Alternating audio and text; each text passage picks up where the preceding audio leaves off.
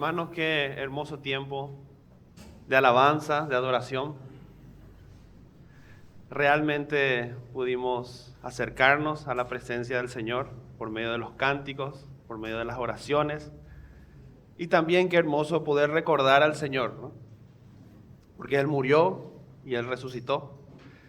Y nosotros debemos recordar esto en cada momento para que nuestro espíritu se regocije en la obra redentora de nuestro Señor. Hermanos, quiero generar una pequeña imagen ahora en sus cabezas. Quiero que se imaginen un atleta profesional, o mejor dicho, un futbolista, ya que mi hermano fue futbolista, yo sé lo que es por rebote, ¿verdad? Lo que es la vida de un futbolista. Imagínense a un futbolista que ha entrenado toda su vida y de pronto le llama el técnico y le dice: el próximo domingo vas a debutar en primera. Ustedes se imaginan, hermanos, cómo va a vivir ese atleta en esos días previos. Se va a preparar mentalmente y físicamente, cuidando cada detalle, porque el día de su debut se acerca. Bueno, el apóstol Pedro hace algo similar en el pasaje que nos toca esta mañana. El apóstol Pedro busca contrarrestar a los falsos maestros que se burlaban y negaban la parucía de nuestro Señor Jesucristo.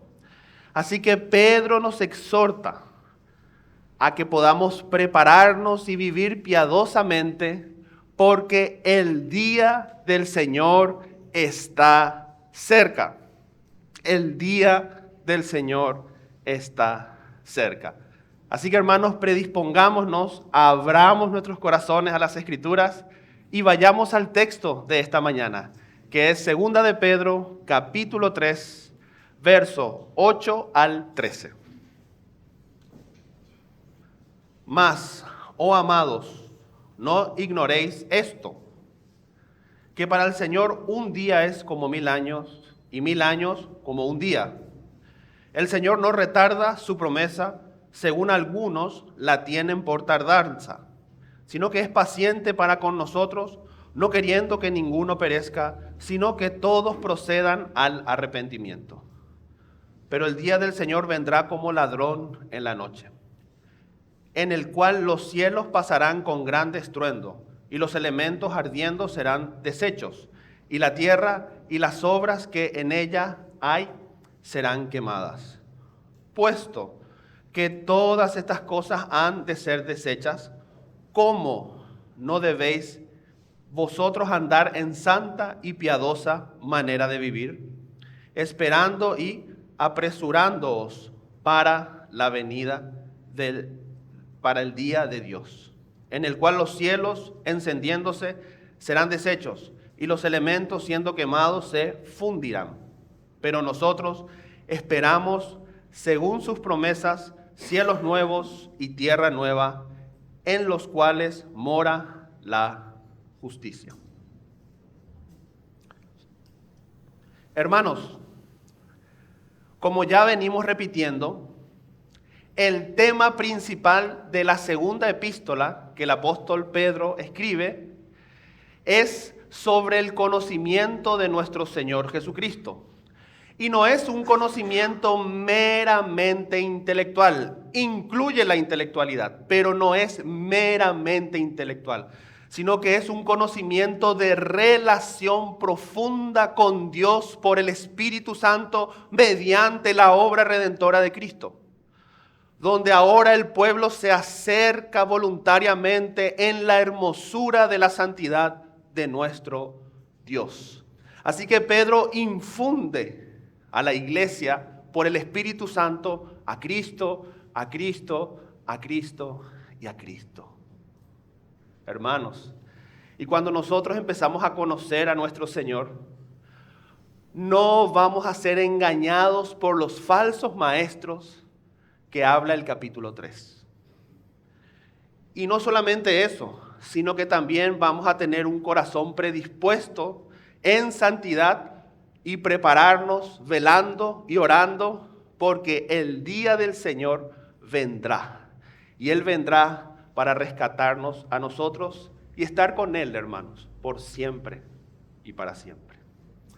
Así que en el capítulo que nos toca hoy, vamos a estructurarlo de la siguiente manera. Versos 8 y 9, vamos a hablar de la paciencia de Dios para arrepentimiento. En los versos 10 y 11, juicio y santidad cristiana. Y versos 12 y 13, cielos nuevos y tierra nueva. Amén. ¿Estamos listos, hermanos? ¿Preparados? Vayamos entonces al verso 8. Hermanos, el apóstol Pedro empieza diciendo, mas, oh amados.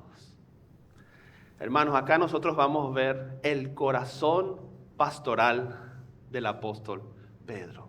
Hermanos, el apóstol Pedro no solamente fue un apóstol de nuestro Señor Jesucristo, uno de los 12, sino que también él era pastor, él era anciano y tenía este llamamiento para cuidar de las ovejas que el Señor mismo le encomendó. Qué hermosa tarea, hermanos, cuidar de los hijos de Dios. Qué hermosa tarea, pero al mismo tiempo, qué responsabilidad tan grande, porque estamos tratando con la prometida de nuestro Señor Jesucristo. Y hermanos, Pedro dice algo muy importante. Dice que no debemos ignorar algo que en el versículo 5 los falsos maestros estaban proclamando. Ellos, hermanos, ignoraban que el Señor había hecho con el poder de su palabra los cielos. Negaban inclusive que Él había hecho un juicio por medio del diluvio. Y no solamente esto, sino que literalmente se burlaban acerca de la parucía de nuestro Señor. Se burlaban, hermano, diciendo, ¿cuándo lo que va a venir ese tu Cristo? ¿Cuándo va a venir? ¿No te das cuenta que la gente se está muriendo y todavía Él no vino? Así que el apóstol, para contrarrestar esto, dice, lo que ellos ignoran, nosotros no debemos ignorar. Y la forma, hermanos, en cómo Él va a atacar esto es con esta frase muy conocida, pero muy profunda, que dice que para el Señor, miren cómo dice, un día es como 1000 años y 1000 años como un día. Hermanos, el apóstol Pedro va y nos dice, Dios habita la eternidad. Y por lo tanto, hermanos, Dios no se rige por el tiempo y el espacio como nosotros nos regimos. Aquí el apóstol Pedro hace referencia al Salmo 90, verso 4, palabras de Moisés, que decía, porque 1000 años delante de tus ojos son como el día de ayer, que pasó, y como una de las vigilias de la noche. Nuestro Dios, hermanos, es el todo soberano. Para Él 1000 años son como un día. Para nosotros puede ser un periodo de tiempo largo, pero como Dios es la eternidad y habita la eternidad, para Él es como un solo día. Así que ya pasaron 2000 años de la resurrección de Cristo. Podríamos decir que para Dios pasaron como 2 días. Así que Él no está fallando en sus promesas, sino que Él mide sus propósitos desde su eternidad y no desde el tiempo en que nosotros medimos, porque Él es eterno. Pero acá hay algo maravilloso, hermanos. El apóstol Pedro no solamente dice que para nosotros 1000 años es mucho y para el Señor es como un día, sino que también da vuelta a la frase y dice, lo que 1000 años puede ser para Él, para nosotros es como un día. ¿Qué pasó ahí? Hermanos, este Dios que es grandioso, este Dios que es maravilloso, que su presencia está en los cielos y que está sentado en su trono. Este Dios, hermanos, este Dios es un Dios cercano a nosotros. Es un Dios que habita en medio de su pueblo y es un Dios que mora en cada uno de nosotros. Para explicar la última frasecita, podemos poner un pequeño ejemplo. ¿Mañana qué día es? ¿Qué día es mañana? Lunes. ¿Ustedes saben cómo nosotros le solemos decir al lunes? Ahora, para el Señor, para nosotros puede ser un día más, pero para el Señor no. Ese lunes que va a venir mañana, para Dios es su eterno presente, porque para Dios todos los días son hoy.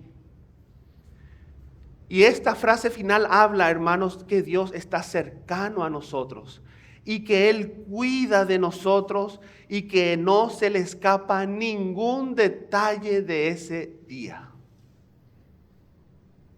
1000 años. Lo que pueden ser 1000 años para el Señor, para nosotros es como un día. La otra vez mi esposa estaba haciendo un cafecito y eso a ella le llevó 3 minutos. Pero si yo soy detallista, todo lo que sucedió en esos 3 minutos, a mí me va a llevar capaz un mes o un año poder visualizar todos los detalles. Imagínense, ese es el sentido de esa frase. Primeramente dice que Dios es eterno, que Dios es glorioso y que 1000 años puede ser como un parpadeo para Él. Pero ese Dios está cercano a nosotros. Él habita en medio de su pueblo y constantemente tiene detalles de todos. Así que, hermanos, para el Señor, 1000 años es como un día y un día como 1000 años. Amén.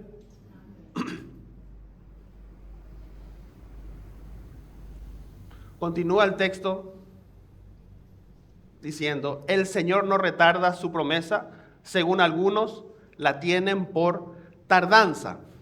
Este es el motivo principal por el cual se escribe esa frase.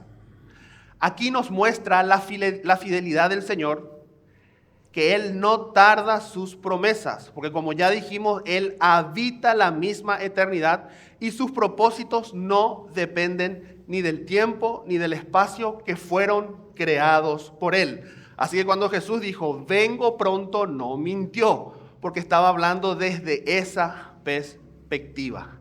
Sino, dice el texto, que Él es paciente para con nosotros, no queriendo que ninguno perezca, sino que todos procedan al arrepentimiento. Así que el motivo de esa frase, hermanos, es la paciencia de Dios. Y podríamos decir, hermanos, que la paciencia de Dios es la extensión misma de su gracia, porque esa paciencia tiene un propósito. Porque si no tuviese un propósito sería aburrimiento. Pero la paciencia siempre tiene un propósito. Y el propósito, hermanos, es salvar a todos los hombres. Porque Dios quiere que todos los hombres conozcan a su Hijo Jesucristo. Dios no quiere la muerte del impío.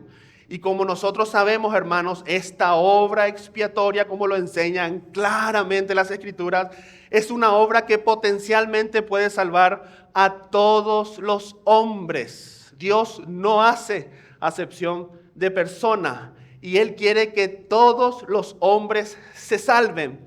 Pero esta salvación solamente se hace efectiva para aquellos que depositan su fe en la obra redentora de Cristo. El apóstol Pablo a Timoteo dice que por esto mismo nosotros trabajamos y sufrimos oprobio, porque esperamos en el Dios viviente. Y escuchen esta frase, que es el Salvador de todos los hombres, mayormente de los que creen. Potencialmente, Él puede salvar a todos. Su sacrificio es ilimitado. Pero se hace efectivo, hermanos, únicamente en aquellos que creen. Así que hermanos, la paciencia de Dios es un atributo comunicable. Nosotros por medio de esta promesa participamos de esa paciencia, participamos de esa naturaleza para que también nosotros podamos ser pacientes unos a otros. Él fue paciente con nosotros a tal punto que nos salvó y nos sacó del reino de las tinieblas al reino de la luz. ¿Para qué? Para que de esa misma forma nosotros seamos pacientes unos a otros. Así que el Señor no retarda su venida. Él es paciente porque quiere que todos se salven. Avanzamos, mis hermanos. Vamos al verso 10. Juicio y santidad. Antes de avanzar, me gustaría hacer una pequeña explicación, capaz un poco teológica, pero les prometo que no va a ser muy largo.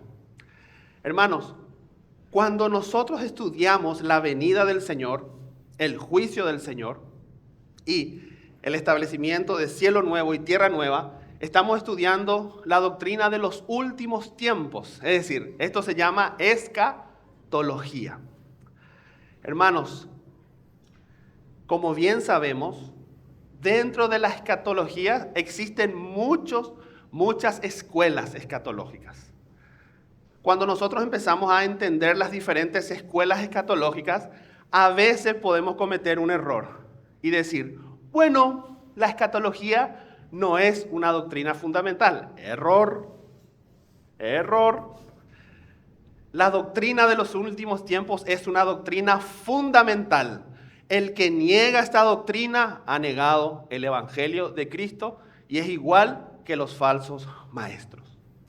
Así que nosotros debemos entender que cuando estudiamos esta doctrina, existe lo que se llama la doctrina en su esencia. Eso es fundamental. ¿Y qué es la doctrina en su esencia? Es lo que el apóstol Pedro nos enseña en estos dos versículos.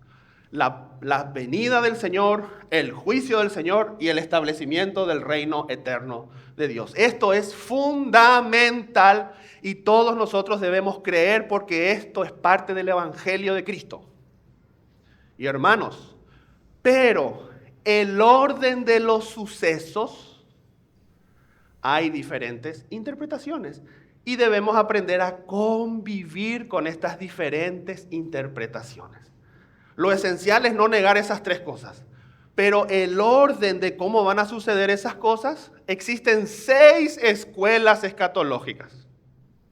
Existe pretribulación, postribulación, en medio de la tribulación, bajo un sistema doctrinal dispensacionalista. Después existe el sistema pactual, de ahí sale el amilenialismo, el premilenialismo histórico, postmilenialismo. No vamos a hablar de eso, no se preocupen.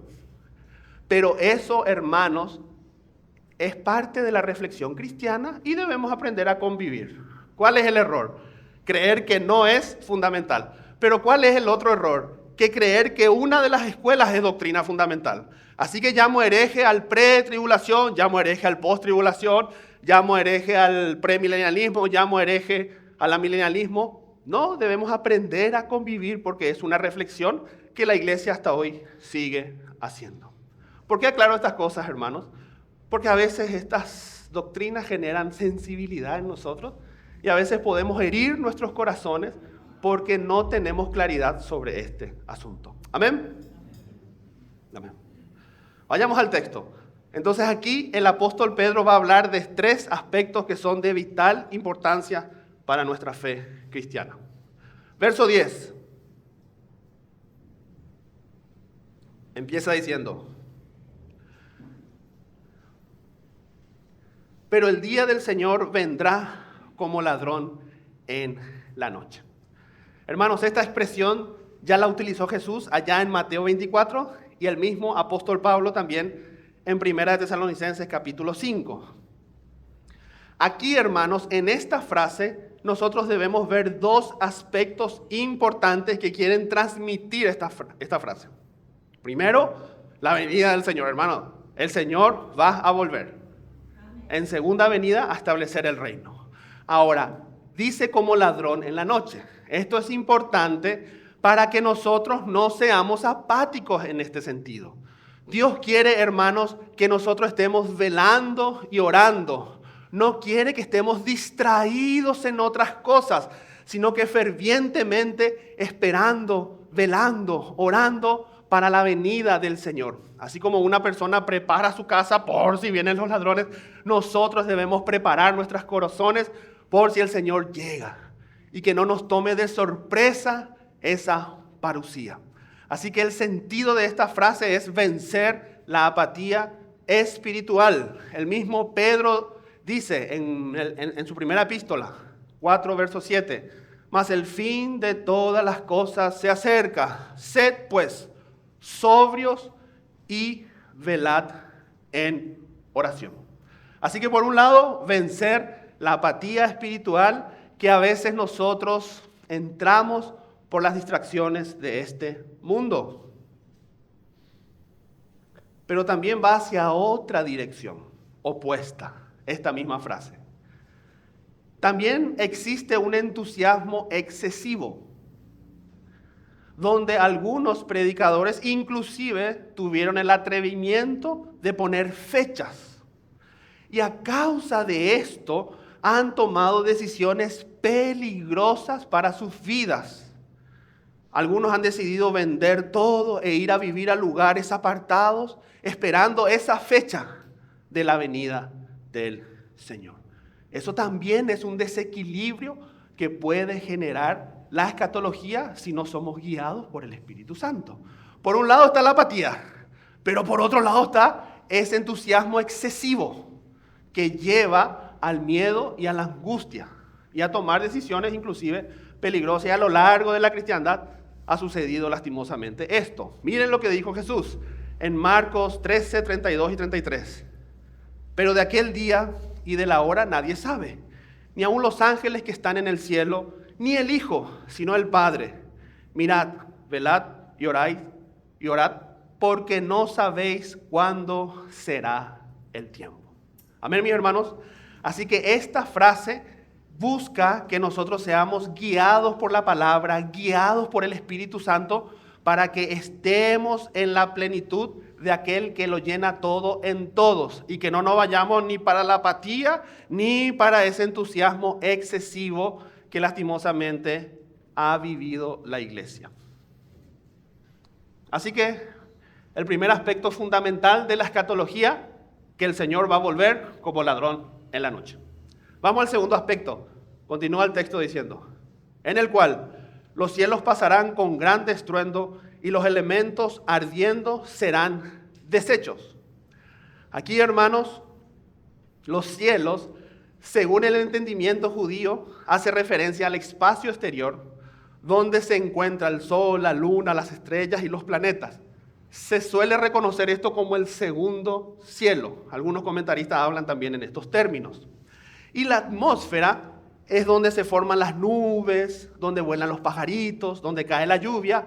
A eso se le suele denominar el primer cielo. Y todo esto da a entender las Escrituras que será como una gran explosión. Aquí, hermanos, yo pienso que el texto habla literalmente esto va a suceder. Cuando el Señor venga, va a juzgar a los vivos y a los muertos, como explicó Mariano el domingo pasado. Pero no solamente a las personas, sino que también va a juzgar este mundo caído y las obras que hay en ellas. Miren cómo nuestro Señor Jesús se expresó, Mateo 24.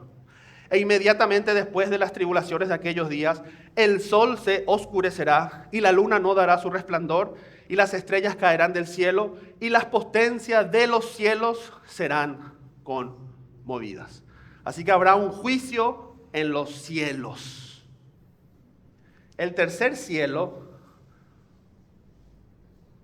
se suele hacer referencia a la presencia misma de Dios, al tabernáculo santo, ¿verdad? Ahí donde fue el apóstol Pablo, ¿verdad? En ese misterio. Bueno, eso no va a ser obviamente juzgado, ¿verdad? Desde ahí se va a juzgar todas las cosas.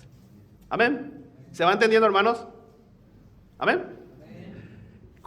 Y después habla de los elementos. Miren, hermanos, los elementos es lo que compone a la materia y todo eso será quemado como parte del juicio de Dios, con el fin de dar lugar a una tierra nueva y regenerada. Así que cuando habla de elementos, hace referencia a la tierra, a lo que conforma la materia. En Miqueas, capítulo 1, versos 4 dice: y se derretirán los montes debajo de él, y los valles se hundirán como la cera delante del fuego. Apocalipsis 20, 11. El apóstol Juan dice que vio un gran trono blanco y el que estaba sentado en él delante, del cual huyó la tierra y el cielo, y ningún lugar se encontró para ellos. Aquí el apóstol Juan habla en el contexto del juicio final a los perdidos.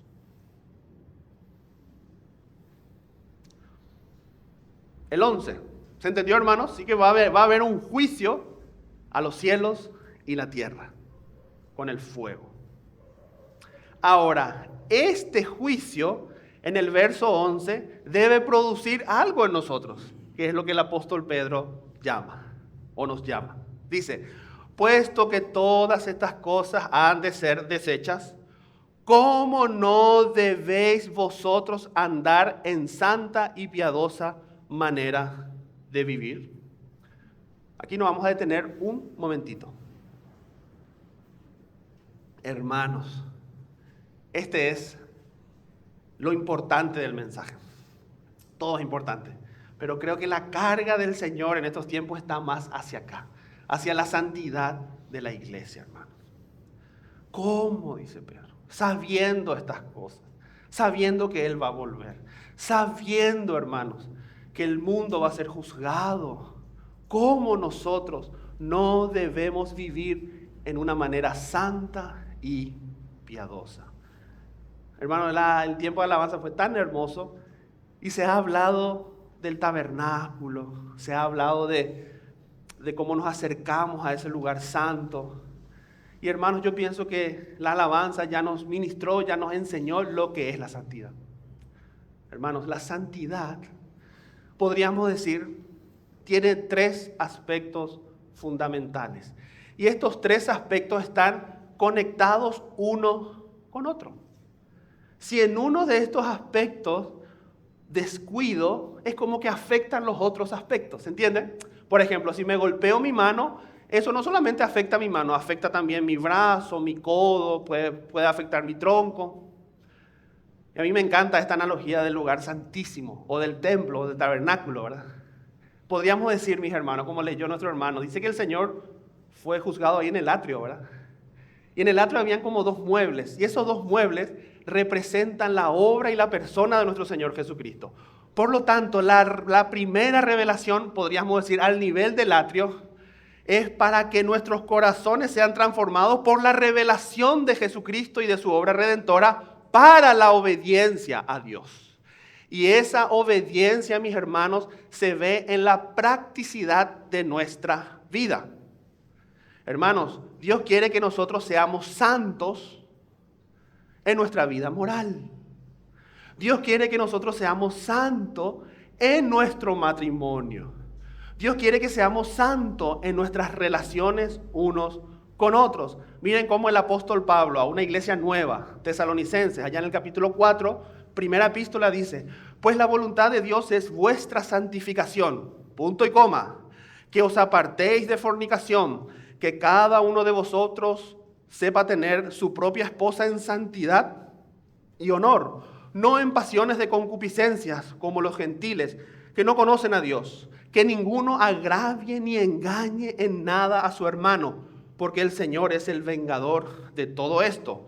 Como ya os hemos dicho y testificado, pues no nos ha llamado Dios a inmundicia, sino a santificación. Hermanos, nosotros debemos aplicar el evangelio que ya se nos fue revelado para una vida santa en todas las áreas de nuestras vidas. Yo no estoy predicando perfeccionismo acá, hermanos.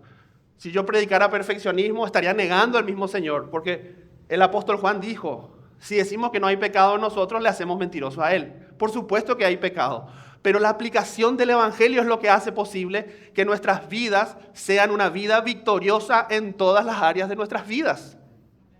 Hermano, podríamos decir, ese es el evangelio al nivel del atrio. algo práctico. El Señor quiere. Y todo esto tiene relación, porque Pedro dice, ¿verdad?, que si no honramos a nuestras esposas, ¿qué sucede con las oraciones? O sea que si yo no santifico mi matrimonio, eso afecta mi relación con Dios. ¿Ven que están conectados? No es solamente que yo debo orar y después salir como si no pasó nada. Eso es un teatro. Sino que debemos ser transformados por el Evangelio, hermanos. Matrimonios que reflejen la gloria de Dios. Y eso se puede, ¿por qué? Porque Cristo resucitó al tercer día. Y cuando eso se nos revela a nosotros, hay poder no solo para salvación, sino también para santificación. Es el Evangelio, hermano, el que produce esto en nosotros. Y nosotros obedecemos a eso, ¿para qué? Para pasar al siguiente aspecto, podríamos decir.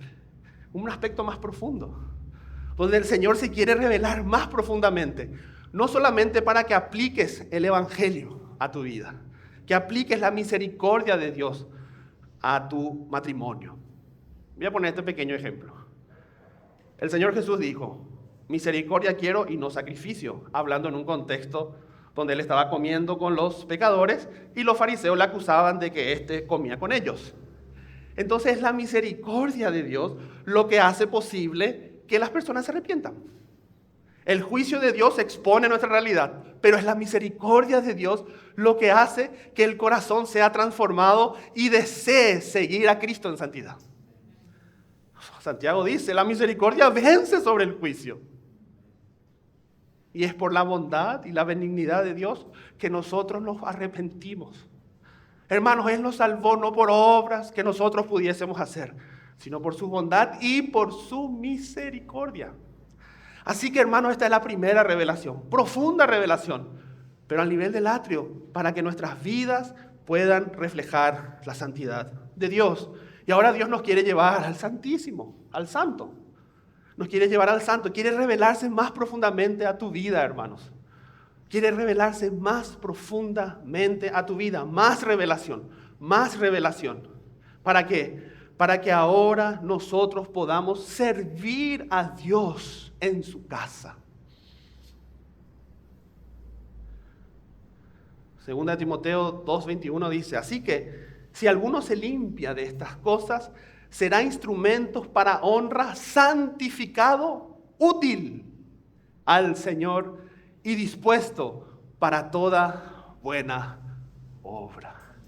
Y a veces vemos, ¿verdad?, que hay hermanos con un deseo terrible de servir en la casa de Dios. ¿Por qué? Porque Dios los premió con su propia presencia. En obediencia a la revelación. Revelación, transformación, obediencia, hermanos. Para que después se vuelva a repetir lo mismo. Más revelación, obediencia, pero ya en un sentido de ser útil. Decía el apóstol Pablo, presentar vuestros cuerpos como sacrificio vivo. Es decir, nuestro servicio no es para llamar la atención hacia nosotros, sino que todo apunte para la gloria de Dios. Como decíamos al inicio, mis hermanos, voluntariamente nos acercamos a la hermosura de su santidad. Pero no solo esto, hermano. Sigue.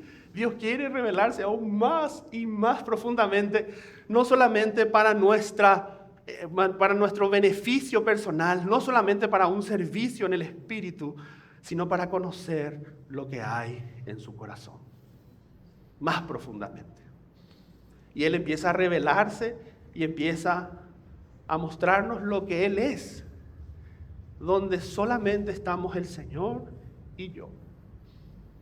En el Santísimo, podríamos decir. Por la obra de Cristo se rompió ese velo y ahora lo puedo ver cada vez más y más profundamente. Como decía esa canción, cara a cara y caer a sus pies, humillados, renovados por lo que Él es y por lo que Él hizo. Jesús dijo, bienaventurados los limpios del corazón, porque ellos verán a Dios. Hebreos 12:14 dice, seguid la paz con todos y la santidad, sin la cual nadie verá al Señor. Ven, hermanos, que todo está relacionado, todo está relacionado. Si descuido mi relación con el Señor, eso afecta Pero si descuido mi relación con mi esposa, también eso afecta mi relación con Dios. ¿Van entendiendo que está todo relacionado? Todo está relacionado para que nuestra santidad y para que nuestro servicio sea conforme a una intimidad que tenemos con el Señor. Primera de Pedro 3:7 dice: maridos, igualmente vivid con sus esposas sabiamente, dando honor a la mujer como vaso más frágil y como coherederas de la gracia de la vida, porque para que vuestras oraciones no tengan estorbo. Si nosotros no nos santificamos, hermanos, en nuestro matrimonio, eso inevitablemente trae consecuencias a nuestra relación con Dios. Así que esposo, amale a tu esposa. Y esposa, amale a tu esposo. Esposo, aplica la misericordia. No seas legalista. No exijas sin misericordia. Al Señor no le agrada eso. Apliquemos la misericordia para que eso genere un vínculo real entre nosotros y nos amemos como el Señor nos amó. Así que todo está relacionado y la venida del Señor debe generar más santificación en nosotros, porque esa esperanza nos purifica. Vayamos al verso 12. Dice: esperando y apresurándoos para la venida del día de Dios. Qué frase, hermanos, que me hizo reflexionar bastante. Algunos comentaristas hacen esa distinción entre el día del Señor y el día de Dios. Es el mismo evento, pero teológicamente podrían tener dos aspectos, ¿verdad? Aquí el día de Dios significa o podría significar que el día del hombre se terminó. Cuando Cristo venga, el día del hombre se terminó. Porque ahora se va a establecer la nueva creación. Se va a establecer el día de Dios, mis hermanos, donde Dios será todo en todos. Hoy no es en todos, porque no hay arrepentimiento, hay mucho pecado todavía. Pero va a llegar un momento en que esa realidad del pecado va a desaparecer por la glorificación que se va a realizar en Cristo en la iglesia. Y dice que la creación clama para que suceda esto. Hermanos, pero hay algo interesante. Dice que nosotros podemos apresurar ese día. Ay. Verán vos. ¿Yo puedo apresurar eso? Aquí podríamos decir que hay una pequeña paradoja. Claramente el texto no está significando esto, hermano. Que Dios va a venir o que Cristo va a venir tal fecha y mi celo espiritual y mi buen servicio va a hacer que Él venga antes. No es eso. Sino que Dios ha establecido en su potestad que la evangelización sea un medio para que el establecimiento de ese día se acerque. Es decir, que ese día se acerca por medio de la predicación de su palabra y por medio de la proclamación del evangelio. Apresurar aquí no es que la venida del Señor dependa de mi santidad, sino que Él nos hace partícipes de sus propósitos, pues Dios mismo estableció el día de los cielos nuevos y la tierra nueva y se realizará por medio de la predicación al mundo entero.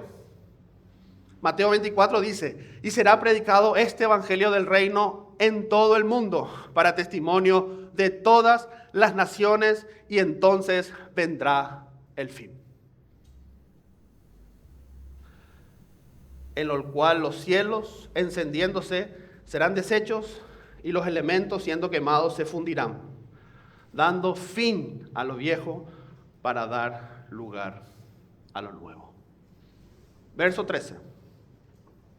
Pero nosotros esperamos, según sus promesas, cielo nuevo y tierra nueva, en los cuales mora la justicia. Hermanos, la base de nuestra justicia, santificación y la glorificación es la justicia de Dios. Y me viene a la mente el episodio de Juan el Bautista.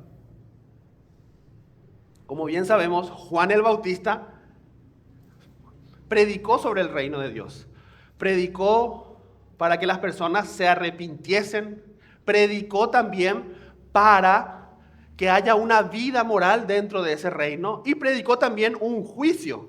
Todo eso predicó Juan el Bautista, anticipando el ministerio de nuestro Señor. Pero de repente llega el Señor Jesús y le dice: Juan, me tenés que bautizar. Y ahí Juan parece que entró en cortocircuito, ¿verdad?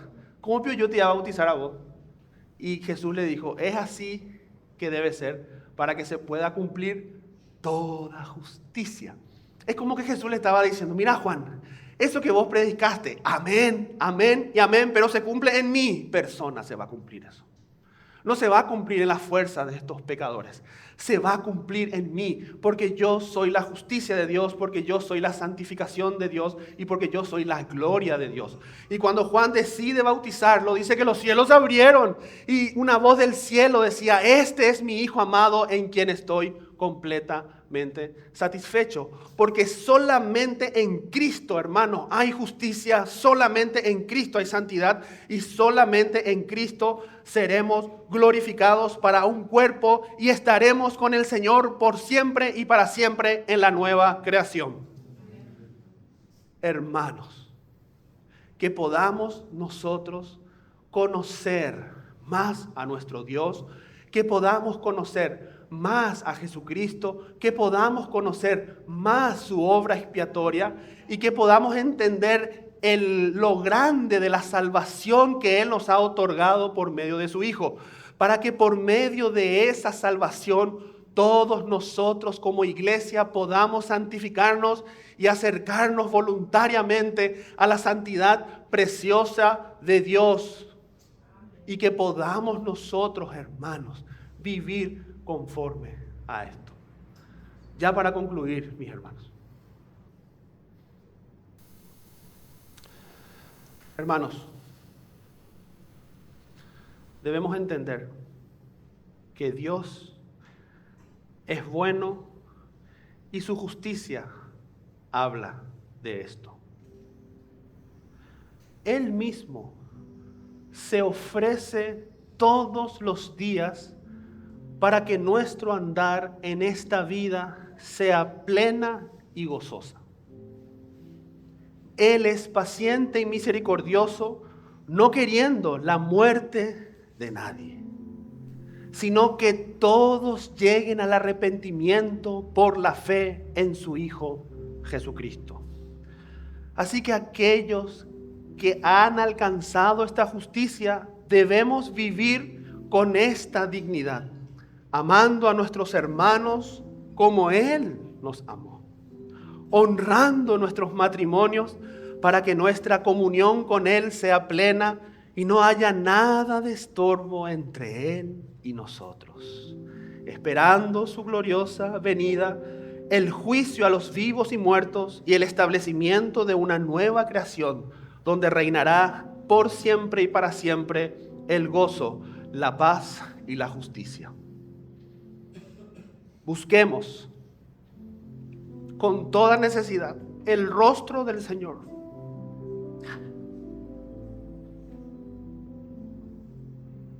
Para verlo a Él. Para estar con Él. Que no haya ningún impedimento entre Él y nosotros. Que podamos verle, como decía esa canción, cara a cara. Y caernos de rodillas a sus pies. Ahí está la santidad más profunda que Él quiere infundir en nosotros. Y que disfrutemos del servicio cristiano, de la comunión y de la adoración. Maridos, sean misericordiosos con sus esposas, amándolas como Dios nos amó. Esposas, amen a sus maridos y vivan con ellos en gracia y amor. Pastores, amen a las ovejas, escuchen con amor y paciencia, hablando solo lo necesario conforme a su santa palabra. Y amigo, si aún no has experimentado el amor de Dios en Cristo, me remito a las palabras del apóstol Pablo. Cree en el Señor Jesucristo y serás salvo tú y tu casa. El Señor vuelve pronto a buscarnos para estar con Él. Vivamos con esta esperanza, sabiendo que el tiempo se acerca y estaremos por siempre con Él y para siempre, donde Dios mismo, mis hermanos, será todo en todos. Ven, Señor Jesús. Amén.